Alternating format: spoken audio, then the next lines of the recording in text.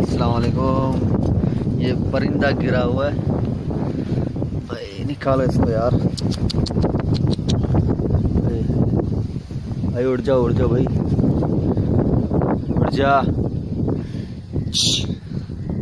बहुत गीला हो गया, बच्चा है मेरे ख्याल में।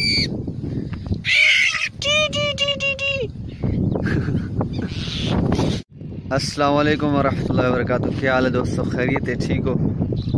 आज मेरे ख्याल में 12 रोज़ा है, तो रोज़े का तो पता ही नहीं चल रहा। बहुत अच्छा मौसम है, 1-2 दिन से बहुत ज़बरदस्त तेज़ हवा चल रही है, ठंडी ठंडी। मौसम भी बहुत ज़बरदस्त है, प्यारा है, इतनी गर्मी भी ज़्यादा नहीं होती। तो दिन बहुत जल्दी गुजर रहा है यार, रोज़े बहुत जल्दी गुजरते जा रहे हैं। अल्लाह सबकी मग़फ़िरत फरमाए। पहला आशरा तो गुज़र गया, अभी दूसरा आशरा शुरू हो चुका है।